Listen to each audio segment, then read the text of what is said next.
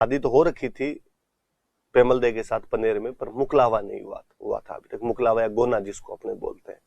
गांव में अक्सर बाल विवाह तो कर दिए जाते हैं, पर लड़की को भेजते नहीं है जब तक वो शाणी नहीं हो जाए। मुकलावा बाद में किया जाता है उसका। तो तेजाजी महाराज का तब तक मुकलावा हुआ नहीं था। तेजाजी महाराज एक दिन खेत गए हुए और हल चला रहे थे। उनकी भाभी हमेशा खाना लेके जाया करते थे। उस दिन भाभी जी थोड़े लेट हो गए। आप सोच के देखिए, इस गर्मी के अंदर कोई हल जैसा काम करे, हल चलाना अपने आप में यार बड़ा कठिन कार्य था। और टाइम पे खाना नहीं मिले तो आंतड़ियां जवाब दे जाए यार अंदर से। तो तेजाजी महाराज खाना लेट पहुंचा, भाभी जी लेट पहुंचे। मान लो इसे 11 बजे खाना होता है तो 2 बजे पहुंचे भाभी जी। तो तेजाजी महाराज ने कह दिया उनको, भाभी जी कम से कम खाना तो टाइम पे ले आया करो, आपको नहीं दिखता कि आदमी सुबह से लगा हुआ है। भाभी जी ने वापस डायलॉग दिए और भाभी जी ने कहा, इतने गर्म फल के खाने हैं ना तो खुद बड़े लेके आओ, मेरे से तो ऐसे ही लाया जाएगा। इस बार तेजाजी का ईगो हर्ट हुआ और तेजाजी ने कहा, अब तो खाना खाएंगे तो खुद बड़ी के हाथ का ही खाएंगे, आपका लो टिफिन ही पैक रख लो बोले। पनेर ससुराल था। कहते हैं तेजाजी अपने पत्नी पेमल दे को लाने के लिए पनेर के लिए रवाना हुए। मुकलावा लेने जा रहे थे, पहली बार अपने ससुराल जा रहे थे तैयार होके। तो बाकायदा शेरवानी पहनी हुई, सिर पे कलंगे साफे, तुर्रे एंटीने सब लगाए हुए, मोड़ बांधे हुए, हाथ में तलवार भाला सब लिए हुए।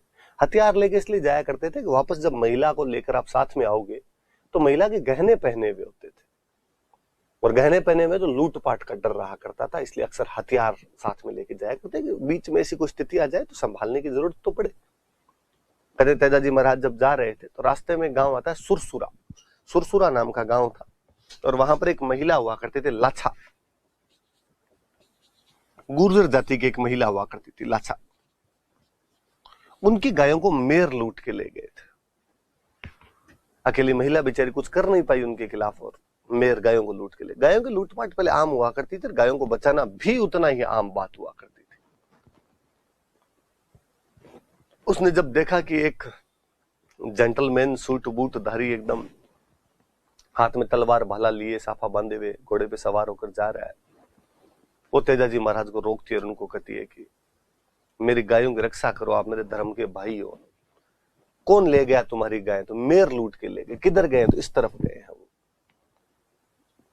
तेजाजी महाराज कहते हैं उन लुटेरों का पीछा करने के लिए जाते हैं। जब रास्ते में तेजाजी महाराज जा रहे थे तो कहते हैं एक सांप जल रहा था। अक्सर ऐसा माना जाता है कि यदि सांप जल रहा हो तो उसको जलने दिया जाना चाहिए, बाहर नहीं निकालना चाहिए। और गांव में ऐसा कहते हैं कि सांप को मारने के बाद में यदि जला देते हैं तो ठीक रहता है, उस सांप को मोक्ष मिल जाती है, मुक्ति मिल जाती है।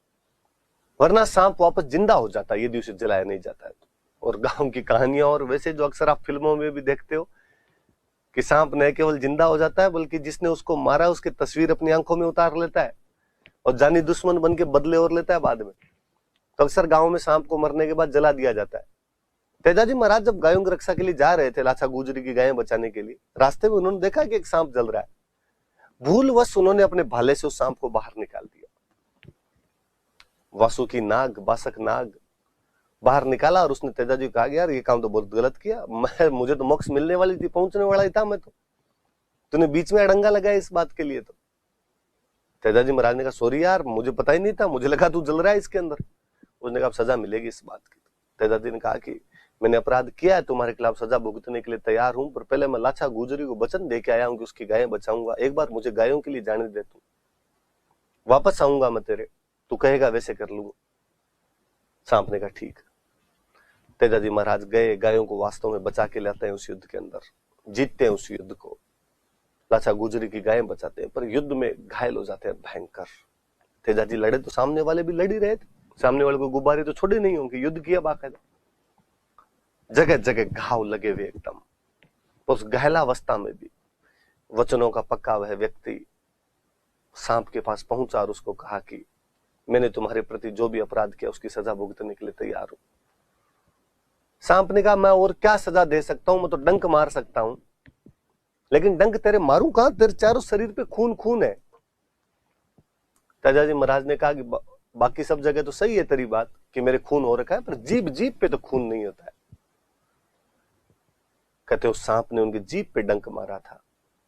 आज दिन तक आप तेजाजी महाराज की कोई भी फोटो देखेंगे, उनमें जो नाग देवता उनके जीभ पर डंक मार रहे हैं। तेजाजी महाराज की मृत्यु उस युद्ध में घायल होने के बाद सांप के काटने से अजमेर में सुरसुरा नामक जगह पर हो गई थी। सांप के काटने से उनकी मृत्यु हुई। पर तेजाजी महाराज